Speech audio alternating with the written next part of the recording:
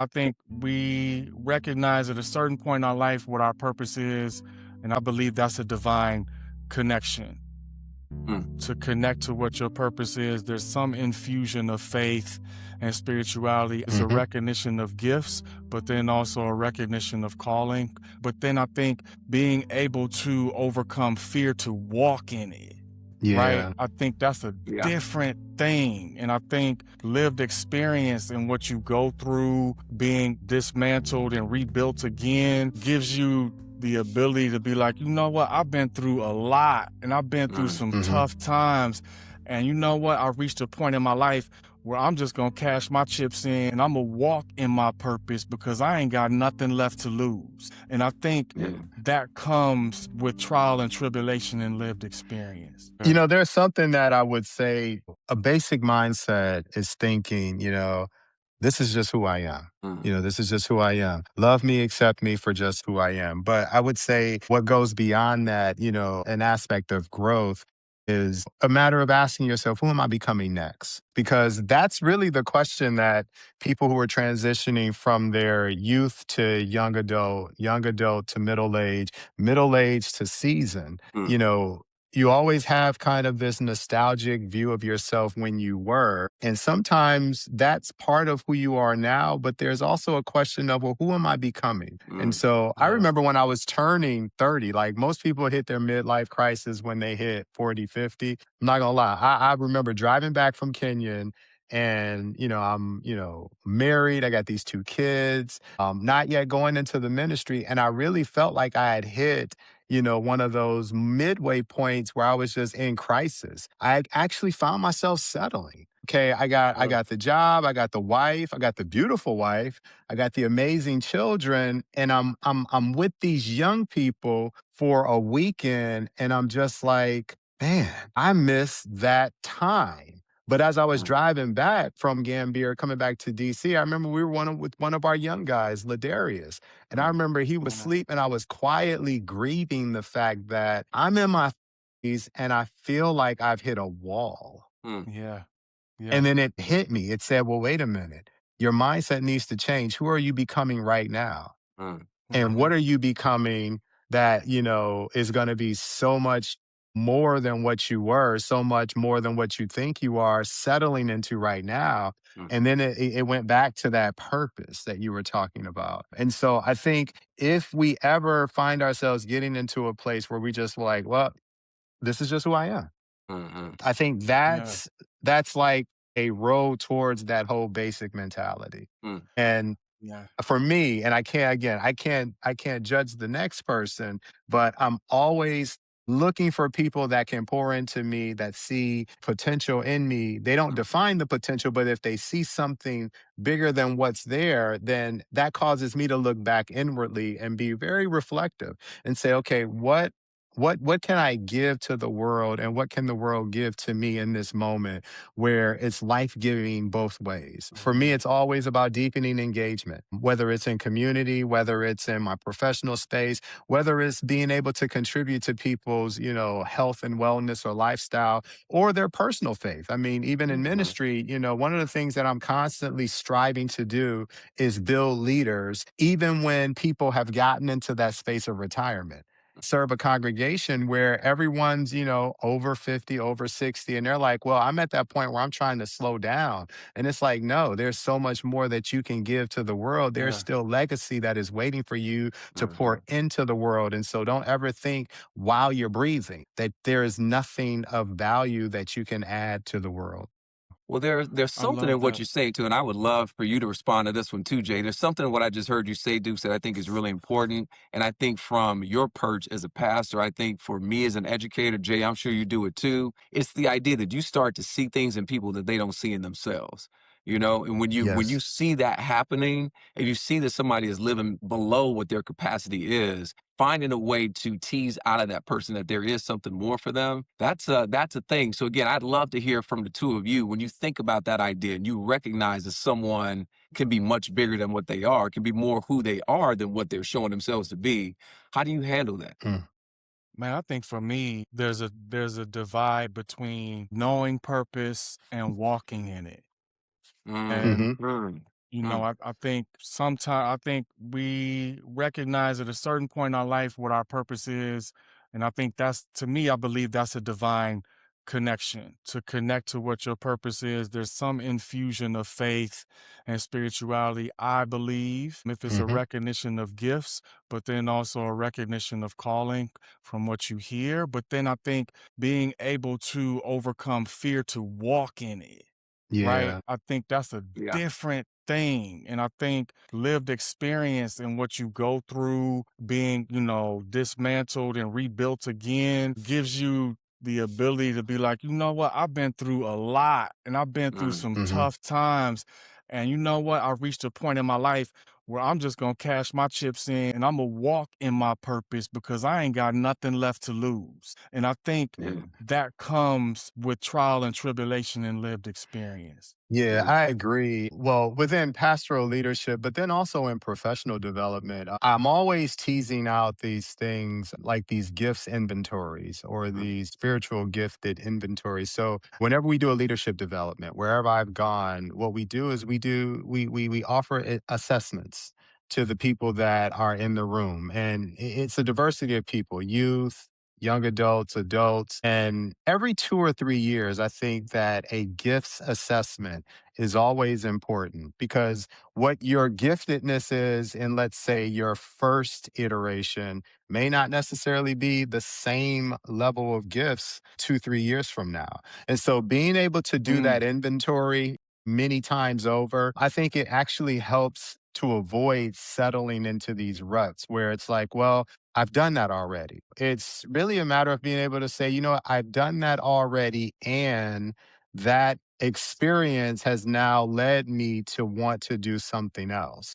yeah. And those encounters that I've had 3, 4, 5 years ago now have informed me that I can stretch myself a little bit more and maybe even get out of certain comfort zones that I Mhm. found myself settling in. And I think, just at the very core of who I am, I've always strived to, Jamie has said, this is a guy who graduated valedictorian from his high school. If that was my mindset from my freshman year to my senior year of undergrad and then moving out to Washington and I never did anything else. I mean, that thing is obsolete. That was Yeah. back in 93. And what happened in 93 is not going to help me in 2023 or even Mm, 2026. It's a mm, good point of reference. It reminds me that yeah, you can do exceedingly and abundantly above all you could ever ask, dream or imagine. And here's the evidence. oof. yeah. But what else is there? What else is there that you can now add to it? And I think Yeah. that there's a certain level of confidence that you can develop just by doing the little things. I mean, I tell people just focus on the playbook. If you focus on the playbook and your The gifts, blueprint.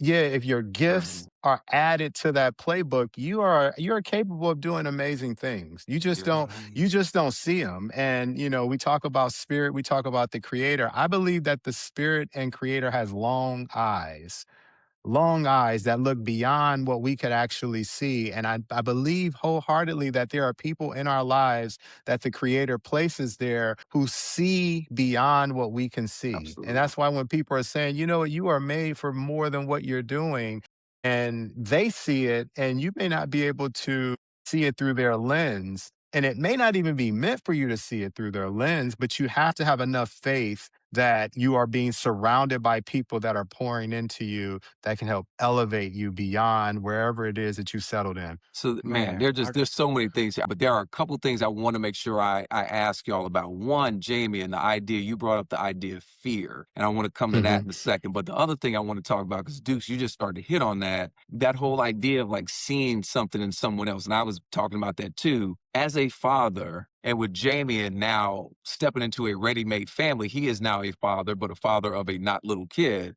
Um, Yeah. how do you pour into your children? This is for these black men in our 40s and 50s. How do you pour into your children to make them understand who they are? Well, for me, I mean, there's this little ritual that we did as really young for the girls. I would always tell them, I wouldn't tell them have a nice day, but I would tell them to be great. Mm, Whatever it was that they were going to do in that day, measure it not by how good it was, but how great it was. And amen. so, and we challenged them. We put them in a position where they were able to do do things beyond their imagination. I put my girls in martial arts, not because I wanted them to be these tough, self defense made human beings, but I wanted them to develop a certain level of discipline. And what's interesting is that I encountered this female 6th degree martial artist who was in Columbia, Maryland. And I was reading an article at a gym that I was at, and she's on the front page, arms folded, confidence just beaming from her. And mm, I said, I see something in her that I want to bless my daughters with. mm, And my daughters were 6th and 7th grade. mm, Actually, no, they were 4th and 5th grade because they had not yet gone off to middle school. And I said, I'm going to put you girls into this program.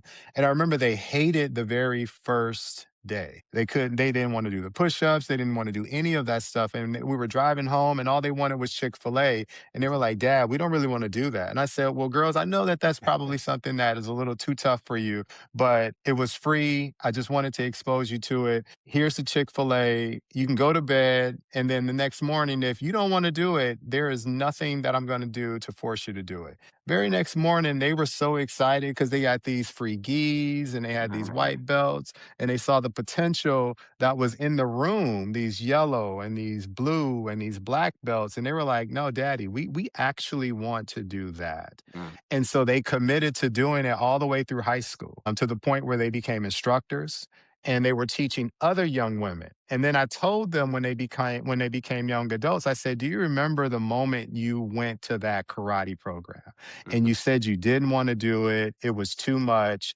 and I gave you a choice. So we had the Chick-fil-A and I gave you a choice and you said, we want to do this." And it was less about what I wanted to do for them. I saw the potential that they could have achieved, but then they saw purpose in themselves.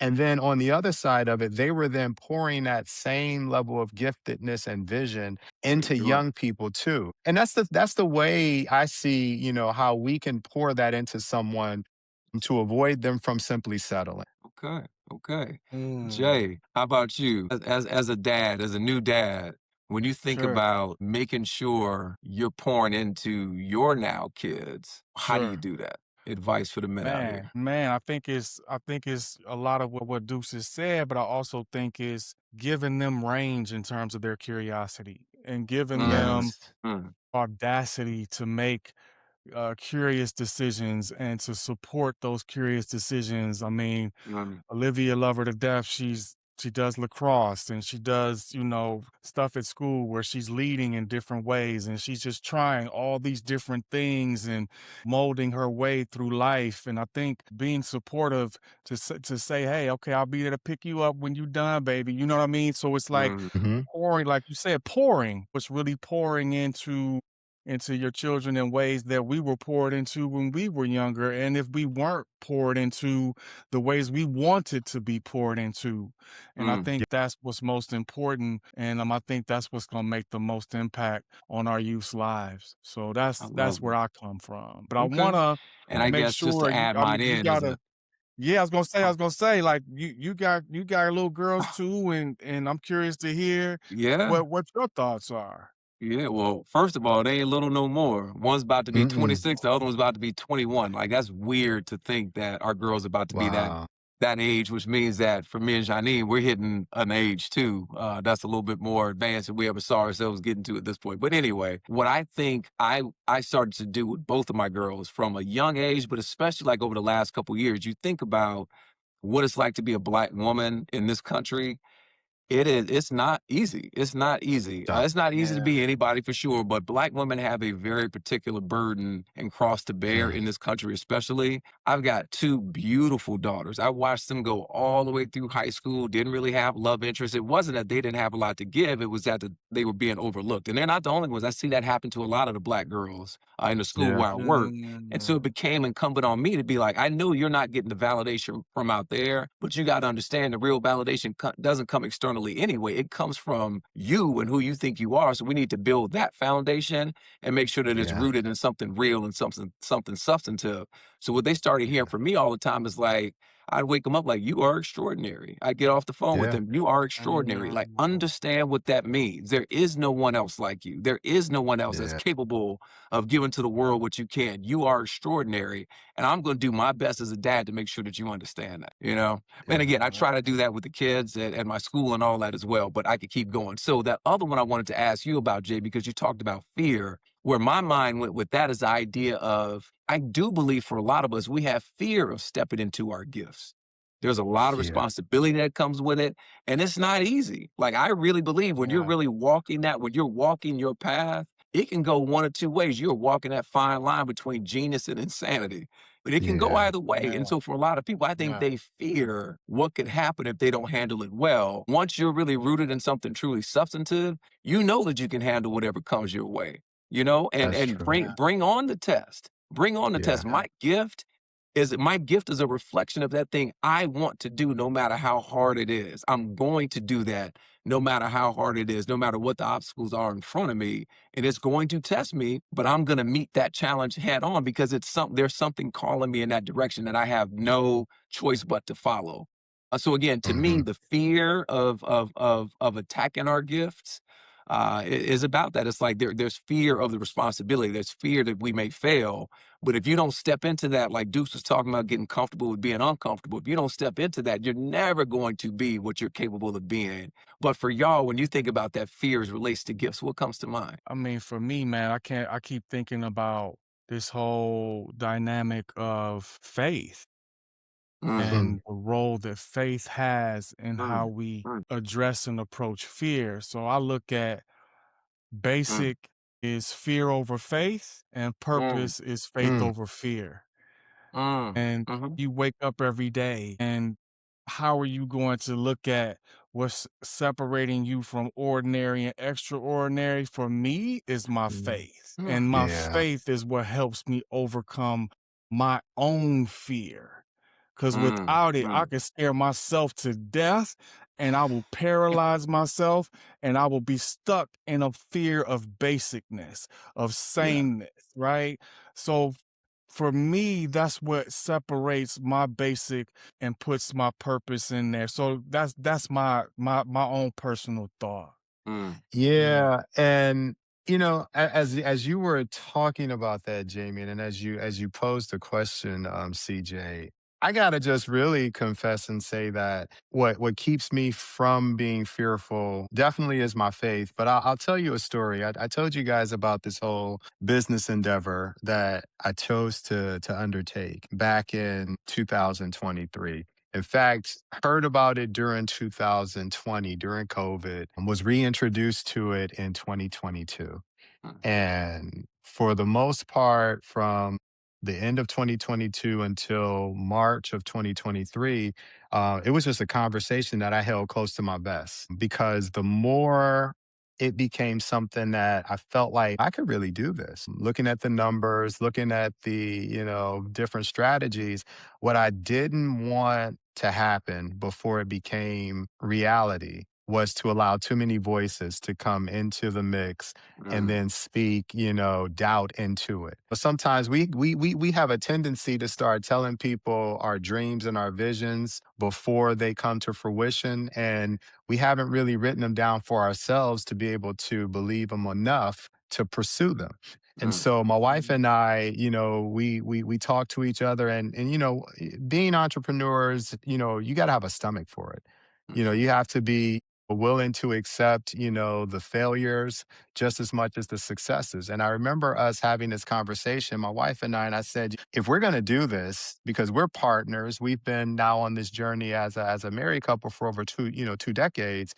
But this is like bringing a new baby into the world. We're going to have the stomach for it.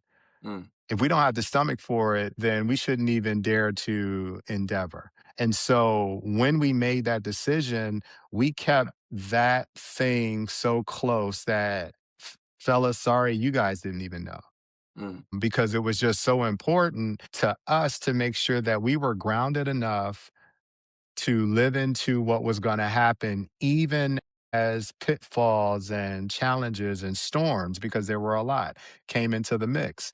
But boy, let me tell you, when we got to the point where we signed a lease and then we were able to start construction, yeah, it was like, okay, we can open up the floodgates a little bit, but then there were still storms. We were still dealing with the reality of bringing something to market. And then the moment we were able to open up our studio doors and then we saw the inflow of people coming in, there were new challenges, but we were able to look at this thing and say, you know what? We had enough confidence and faith in ourselves and the divine that guides us. And then we looked at the track record. I mean, I tell people, all you have to do, if you ever find yourself in a situation where you start to doubt or fear, the divine has a track record. Mm. And it's not just a track record that you can look at over your own life, but go back and look at all of the people that have had different challenges along the way and they dared to be resilient. They dared to persevere. They dared to press beyond their limitations because they knew that there was something higher, greater than them that was steadily pouring into them. And so for me, that gets me beyond the fear. Mm. That gets me to a place where I can accept the moments where I'm fearful. And then it's like, well, I acknowledge it, but I'm going to place it in the hands of something greater than me that can handle it. And then Yeah. I am going to live in that purpose because if it was easy, everybody would do it. And if it was a blueprint that any one of us could see from the beginning to end, we would run from it because we would look at the things that are so negative that are going to happen that we're like, you know what? If I got to get to that apex, but I got to go through that valley, I'd rather not even get to the apex because the valley seems too hard. Yeah. Yeah. Yeah. Yeah. That's real, man. I know there's so many places we can go with this. All right. So we're gonna have to cut this one off. Finally, I know we've been going on for a while. But Dukes, I know we're gonna have you coming back on. We're talking about at Yeah. least doing this quarterly, if not more often. But before we cut out of Sure. here, we need you to share with people, like let them know you got stuff going on. Where do you preach? Tell them about Hot Oh, Works real quick. wow. They need to know where to Oh my find you. gosh. That's Yeah, good. so if you want to find me, man, you got it. You first of all, I'm in the Baltimore, greater Baltimore area. I am the pastor of the historic Lovely Lane United Methodist Church. We like to call it the Mother Church of American Methodism, founded in Uh, 1784. I'm Huh. in a historic building that was built 100 years after. There's so much history about it. I'm still trying to learn it. But if you want to learn more about Lovely Lane, you can go to www.lovelylane.net. Go onto that website. You'll learn a little bit about American Methodism, but you'll also learn about a historic building that's right in Baltimore City. Wow. As far as Hot Works, 24-hour infrared fitness studio out in Owings Mills, literally 5 minutes from my house. Huh. That's the selfish person in me. But if you ever wanted to learn more about Hot Works, both franchising, but also Hot Works as a studio in my neighborhood, it's at www.hotworks.net. Good. Wow. Thank you, man. Thank you Thank so, you. so much. Thank you so, so Thank you. much. And before we go, we about to go, we're going to end it with this one little clip that we wanted to share with you on purpose. And we saved it to the end on purpose. Hey, it's one thing I learned. You gotta bet on you. You gotta believe bigger. You gotta go harder, do more. Refuse to live and die as just another social security number. Make sure that you leave your fingerprint on the world. When you look at every single human, no two humans have the same fingerprint. What that lets you know is no one is designed just like you. Even if you have a twin, you're different. So you have to understand that it's on you to live a life of purpose and to reach people, touch lives, leave a legacy, and let the world know that you did your part and that when you passed through, you were intentional and you were impactful. Whether that's you touching one life or whether you touch 1,000,000 lives, you have to be mindful of your impact on the world. Do not let the world steal your purpose by going to a job, pushing pencils that has nothing to do with why you're here. Make sure that while you are building someone else's dream, that you also are building your dream and living your purpose. And on that note, y'all, 4050 Social Club over and out. We appreciate having you on here, Dukes. We'll see you Thank you, again, my fellas. friend. And Appreciate you guys. y'all be well, everybody. Peace. Thank you. Peace, peace.